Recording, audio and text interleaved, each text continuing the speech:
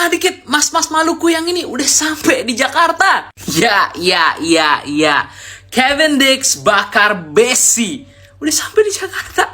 Gila, siapa yang nyangka, bro? Kita bahas tipis ya. Kevin Dix bakar besi, keturunan Indonesia dari ibunya, Ibu Natasha Dix bakar besi dari Maluku ya guys ya. Usia 28 tahun, saat ini bermain di FC Copenhagen di Liga Denmark dengan market value 69,5 miliar. Bisa tiba-tiba ada di Jakarta gini ya Kevin Dix ya guys ya. Buat yang nanya ya, Kevin Dix ini posisinya aslinya adalah back kanan ya guys ya, tapi dia lebih sering belakangan ini dimainin di back tengah ya. Jadi bisa back kanan, bisa back tengah, dan saat ini sering banget golin juga di klubnya. Mewah banget ini guys. Oke guys, ini gue yakin banget sih ini bentar lagi salaman sih sama Pak Erick Thohir. Ngapain lagi coba dia kesini ya kan? Apalagi sekarang bukan off season gitu loh, bukan liburan, bukan saatnya liburan gitu loh. Dulu saat Sintayong pertama kali ingin memproses main keturunan ya, 4 inilah yang menjadi utama: Sandy Walsh, Jordi Amat, Mace Hilgers, dan juga Kevin Dix. Apa daya kita cuma dapat Sandy Walsh dan juga Jordi Amat tahun 2022 ya guys ya, tapi sekarang, nah loh, Mace Hilgers sudah bergabung dan Kevin Dix on the way. Sekarang pertanyaannya, apakah bulan ini hanya Kevin Dix seorang? Apakah ada orang lain? Gimana menurut kalian? Yuk kita komen, let's go! Oke, breaking news. Ini gue ambil dari Instagramnya Ian Alkatiri. Baru aja 5 menit yang lalu. Tuh, kalian tahu? Kevin Dix ternyata udah di Indonesia dan dijemput sama staf PSSI yang biasa ngurusin berkas-berkas di para pemain diaspora. Jadi kita tahu ini urusannya tentang apa teman-teman? Tinggal nunggu jabat tangan. Gak ada hujan, gak ada angin, tiba-tiba Kevin Dix ada di Indonesia. Apakah ini akan benar-benar terjadi? Lewat foto yang beredar di sosial media, Kevin Dix sudah ada di bandara yang menunjukkan bahwa itu adalah di Indonesia. Lihat dari tulisan di belakangnya ada Telkomsel, menunjukkan bahwa itu adalah produk Indonesia. Dan emas-emas yang memakai baju Guns N' Roses seperti orang Indonesia. Patut kita tunggu berita selanjutnya. Apakah dia akan salaman dengan Pak Erick Thohir? Atau jangan-jangan dia hanya liburan saja? Dukung terus timnas Indonesia sampai masuk Piala Dunia. Assalamualaikum warahmatullahi wabarakatuh. Salam Om Swastiastu, Namo Buddhaya, salam kebajikan dan salam sejahtera untuk kita semua. Saudaraku sebangsa dan setanah air, para pecinta timnas Indonesia di mana saja kalian berada, salam olahraga. Kevin Dix bakar besi, menyala kakak. Ya, kalau memang benar besok lusa kita menyaksikan Erick Thohir bersalaman dengan Kevin Dix, berarti fix Kevin Dix akan menjadi the next pemain naturalisasi yang bergabung di timnas Indonesia. Kehadiran dari Kevin Dix perlu saya ingatkan kepada pecinta timnas Indonesia. Pantau terus kelompok-kelompok yang mau nyinyir dengan kehadiran pemain naturalisasi.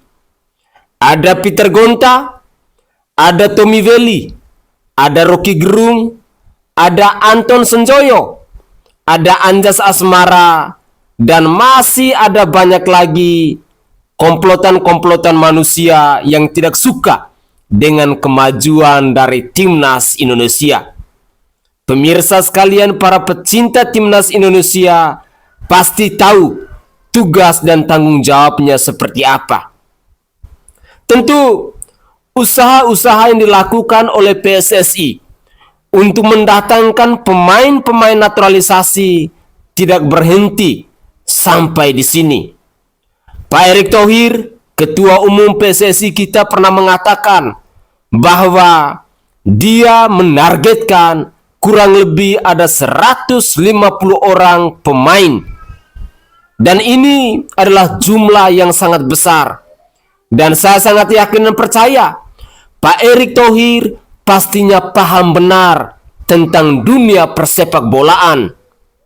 Jadi, kalau ada orang yang nyinyir, ada orang yang berkuar-kuar, ada orang yang tidak suka dengan pemain naturalisasi, fix mereka-mereka itu adalah pasukan sakit hati.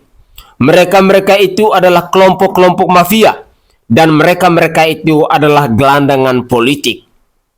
Mari kita lanjut lagi cuplikan-cuplikan video yang lain.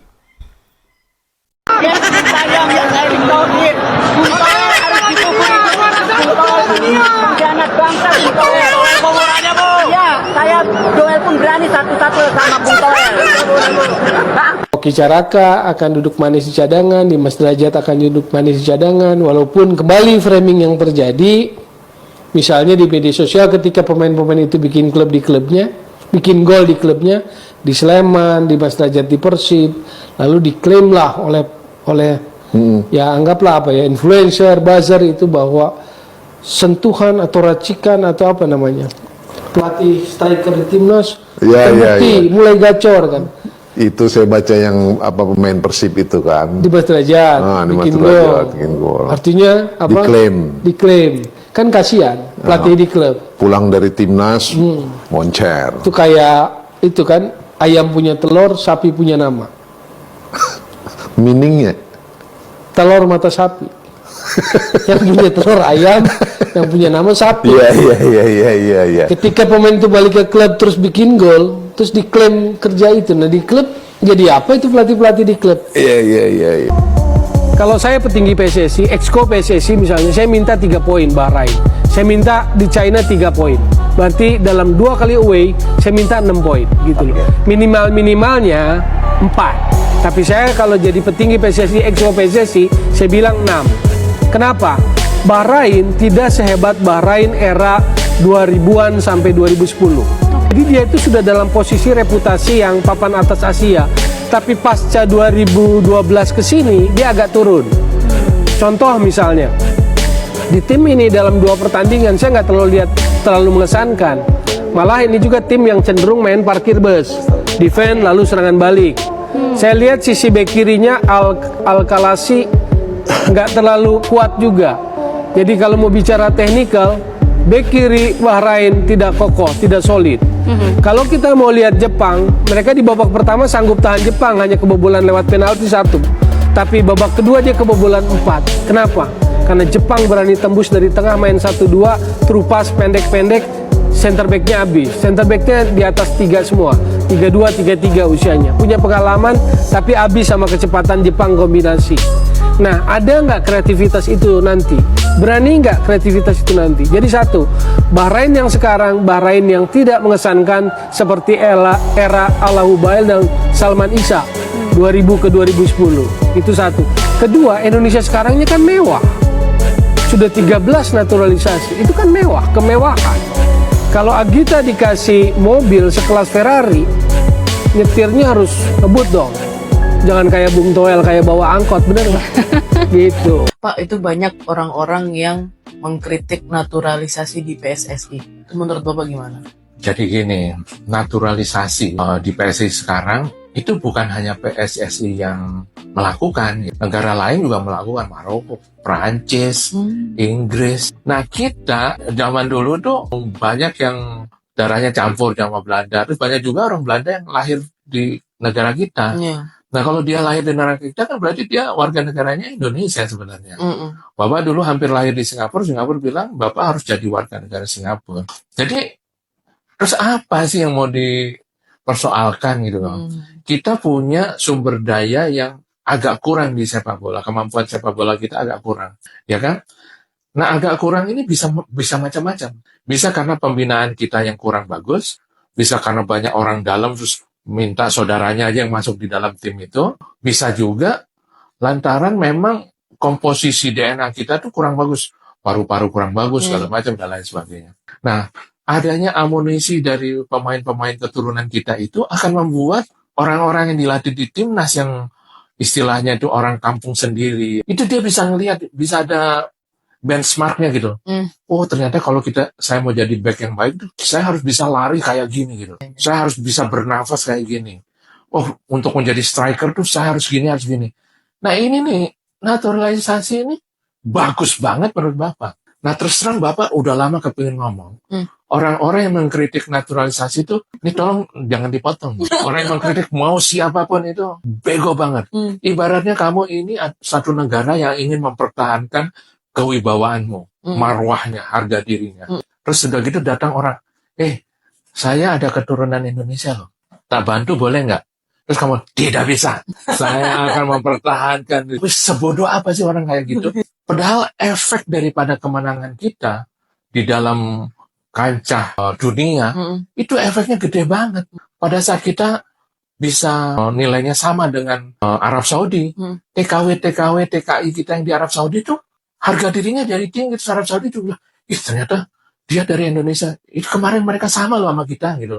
Misalnya Indonesia bisa ngalahkan Indonesia, kita nggak boleh gaya-gaya nih sama TKI Indonesia. Kesebelasan dia bisa ngalahin kita gitu loh. Dia kaget mereka. Harga dirinya tuh naik. Kenapa orang-orang yang mengkritik tuh nggak mikir ke situ gitu loh. Terus yang mereka lakukan apa selama ini gitu loh. Yang bisa lebih bagus dari kepemimpinan PSSI yang sekarang gitu loh. Apa sih yang Bapak tuh sebel banget loh. Seandainya itu misalnya ada hukum rimba tuh Bapak tantang MMA itu orang-orang yang kritik kurang ngajar. Iya. Ya boleh dong Bapak sebel. Saat ini Bapak bangga banget dengan tim Indonesia dan mereka itu cinta sama Indonesia. Loh, kamu pikir mereka dapat apa? Mereka itu hanya karena kecintaannya. Kamu tahu nggak striker Timnas U20 hebat itu, Jens Raven namanya. Dia menurut Bapak itu bakal jadi striker yang hebat. Dia membela Indonesia itu kenapa? Karena dia itu selama di Belanda itu sering ke rumah neneknya makan nasi goreng. Terus dia berpikir kalau dia jadi sering di Indonesia, dia sering makan nasi goreng. Terus mereka dapat apa? Memang kamu pikir waktu di naturalisasi sudah dapat uang 100 miliar gitu? Ya enggak. Jadi mereka itu datang ke Indonesia di naturalisasi untuk membanggakan kakeknya, untuk membanggakan neneknya. Terus yang terbaru yang bertahan kita yang orang Belanda juga hebat tuh Bapak. Untuk membanggakan ibunya bilang, kamu jadi di Indonesia aja nak, di Indonesia gitu. Karena ibunya itu masih cinta sama Indonesia gitu. Terus orang-orang ini yang kepingin membela Indonesia, dibilang, wah jangan gitu, kurang ajar banget orang kayak gitu tuh. Itu nyebelin kalau kata Bapaknya. Mengkritik Timnas itu kurang ajar banget kalau menurut Bapak. Ada orang mau bela kita terus kita bilang jangan. Jadi kita ini lagi susah terpuruk terus ada orang bilang saya tolong ya. Oh jangan. Itu orang sombong macam apa kayak gitu loh. Wah nggak bener itu. Ini jangan dipotong. Masuk di akal. Orang-orang yang terus mengkritik para pemain naturalisasi adalah orang-orang yang bego. Orang-orang yang goblok, orang-orang yang kurang ajar. Saya sepakat dengan pernyataan dari Bapak ini. Pemirsa sekalian, kalau kita mau melihat, tampaknya ada dua kubu. Kubu yang satu adalah kubu di mana orang-orang itu benar-benar memberikan rasa antusias yang tinggi, rasa cinta yang tinggi kepada pemain timnas Indonesia. Kubu yang kedua adalah orang-orang yang pikirannya picik dan munafik. Orang-orang yang merasa dirinya so hebat, so berkualitas, padahal tidak ada kontribusi apa-apa untuk timnas Indonesia. Mari kita bandingkan. Kubunya si Towel bersama kawan-kawannya itu selalu saja dari dulu dengan tema yang sama, mengkritik pemain naturalisasi. Mengkritik apa yang dilakukan oleh pemain di tengah lapangan. Tetapi seandainya diberi kepercayaan, mampu atau tidak, saya sangat yakin dan percaya itu semua hanyalah omong kosong semata. Hanya tahu bacot, hanya tahu ngomong, tetapi pelaksanaannya kosong melompong. Sehingga pernyataan dari Bapak tadi bahwa orang-orang yang selalu mengkritik pemain timnas, yang selalu mengkritik pemain naturalisasi, sesungguhnya itu adalah kumpulan manusia-manusia bego. Kita ketahui bersama-sama, pemain naturalisasi atau pemain diaspora itu tidak serta-merta seperti kita membalikan telapak tangan. Ada berbagai macam proses, ada macam-macam dokumen, ada macam-macam perlengkapan administrasi yang harus mereka penuhi. Hingga pada akhirnya mereka disahkan menjadi pemain timnas Indonesia. menjadi orang Indonesia, mendapatkan kewarganegaraan dari Indonesia. Dan salah satu persyaratan untuk menjadi pemain naturalisasi itu adalah orang-orang yang punya darah atau punya garis keturunan dari Negara Kesatuan Republik Indonesia. Artinya, ketika mereka sudah diterima secara sah menjadi warga negara Indonesia, sebenarnya istilah tentang naturalisasi itu tidak digunakan lagi. Karena mereka sudah sah secara hukum menjadi warga negara Indonesia. Itu kalau orang-orang yang masih mampu untuk berpikir secara waras. Tetapi kalau bagi para mafia, orang-orang yang sakit hati, orang-orang yang menjadi gelandangan politik, orang-orang yang cemburu dengan kemajuan timnas Indonesia, akal sehat itu tidak akan mereka pakai. Yang mereka kedepankan mencari celah untuk memfitnah, untuk menghujat pemain timnas Indonesia maupun segala sesuatu yang dilakukan oleh PSSI dan Coach Sintayong. Ya wajar saja. Sejak Indonesia merdeka sampai hari di mana Erick Thohir dipilih, di mana Coach Sintayong dipilih untuk mengayomi timnas Indonesia, baru ada perubahan. Karena mungkin sebelum-sebelumnya terlalu banyak mafia bola di dalamnya. Timnas Indonesia dijadikan sebagai ladang bisnis untuk kelompok-kelompok tertentu. Mereka tidak pernah pikir bahwa sesungguhnya bangsa Indonesia ini sangat merindukan kemajuan dari timnas Indonesia. Pernyataan dari Tommy Welly tadi, bahwa kita yang berkoar-koar, kita yang bersuara, kita yang membela timnas Indonesia disebut sebagai buzzer. Ini salah satu pemikiran yang dangkal, salah satu pemikiran yang picik. Karena sesungguhnya kita yang bersuara tentang timnas Indonesia, tentang pemain naturalisasi, itu adalah bukti cinta kita, rasa cinta kita kepada timnas Indonesia. Mari kita simak lagi cuplikan video di sesi terakhir ini. 280 juta masyarakat kita tentu sangat kecewa. Ya. Saya setuju dengan judul kita malam ini bahwa kemenangan kita dirampok oleh wasit asal Oman ini. Saya mencoba beberapa kali sepanjang hari ini mencoba untuk menyaksikan ulang tayangan berkali-kali di masa injury time. 9 menit itu, ya dari 90 sampai ke menit ke 99. Dan saya tidak melihat bahwa ada alasan signifikan, ada alasan yang prinsip untuk wasit harus melebih-lebihkan waktu. Kalau kita merujuk pada regulasi FIFA, pada aturan FIFA, terutama tentang masalah waktu pertandingan, maka memang peraturan FIFA memberikan keleluasaan kepada wasit untuk menambah masa injury time berdasarkan atas beberapa hal yang prinsip dalam menyita waktu selama pertandingan. Nah, biasanya itu tentang bagaimana pemain membuang-buang waktu. Yang kedua, misalnya ada tindakan medis yang harus dilakukan di lapangan. Yang ketiga ada gangguan dari luar dan lain-lain sebagainya yang sifatnya prinsip.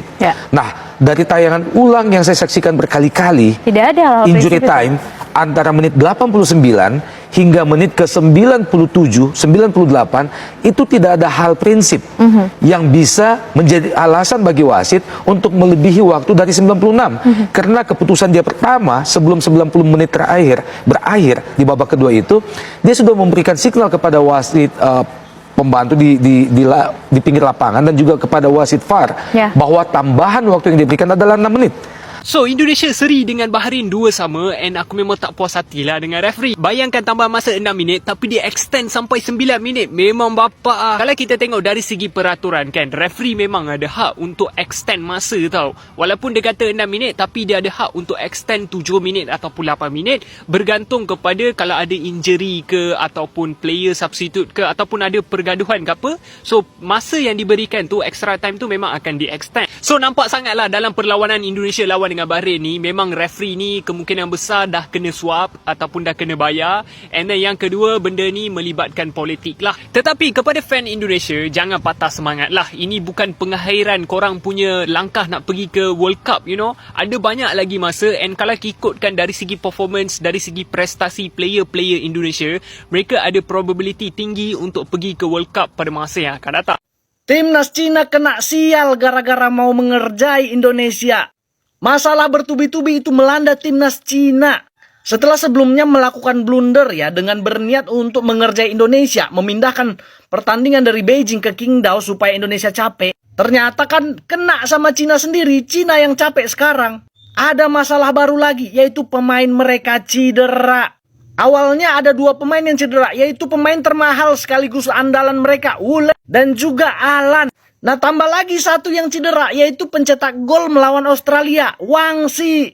Jadi sudah ada 3 pemain andalan Cina yang cedera. Ditambah lagi, Cina itu sekarang sedang dihujat sama supporternya sendiri. Supporter Cina menghujat gara-gara timnas Cina ini milih bermain di tempat yang jauh dari ibu kota. Jadi bisa diprediksi kemungkinan Stadion Qingdao itu nggak akan rame, kosong. Bahkan mungkin fans timnas Indonesia yang bakalan banyak ke sana. Haiya, lu punya nasib amsyong ah. Salah Noe mah. Lu harus minta maaf sama Indonesia mah. Ini macam lu punya nasib, lu kena kutuk ini gala-gala jahat sama Indonesia mah. Lu olah halus minta maaf sama Indonesia mah. Salan, nanti tanggal 15 lu ngalah aja sama Indonesia lah. Itu feng shui supaya nasib lu orang tidak amsyong mulu mah. Haiya, kasihan lihat yang lu. Aku berharap Cina bisa dikalahkan oleh timnas Indonesia. Cetak gol cepat dan juga cetak gol sebanyak-banyaknya. Salam Di Matteo. Oke guys, itu adalah cuplikan-cuplikan video yang bisa saya persembahkan kepada pemirsa sekalian terkait dengan informasi-informasi terbaru dari dunia olahraga, khususnya tentang timnas Indonesia. Harapan terbesar saya, pemirsa sekalian harus tetap semangat untuk mendukung timnas Indonesia. Dukungan itu bisa berupa kritikan-kritikan yang positif, motivasi-motivasi kepada timnas Indonesia, atau juga bisa berupa doa-doa dari kita. Saya sangat yakin dan percaya kekuatan doa dari para pecinta timnas Indonesia itu sangat luar biasa. Dan besar harapan saya bahwa dalam laga pertandingan antara Indonesia melawan China di tanggal 15 Oktober 2024 nanti, Dewi Fortuna bisa berpihak kepada timnas Indonesia. Semoga saja apa yang kita harapkan bisa diaminkan. Pemirsa, mungkin itu saja komentar singkat dari saya. Jika ada tutur kata atau buah bahasa dari saya yang tidak berkenan di hati para pemirsa sekalian, dari lubuk hati yang paling dalam, saya menyampaikan permohonan maaf, dan semoga saja cuplikan-cuplikan video dari saya ini bisa menghibur, bisa berguna, dan bisa menambah informasi baru buat pemirsa sekalian di mana saja berada. Saya Sainai dari Provinsi Nusa Tenggara Timur. Saatnya kita yang rakyat jelata harus berani untuk bersuara. Salam hormat, salam NKRI, dan salam olahraga untuk kita semua.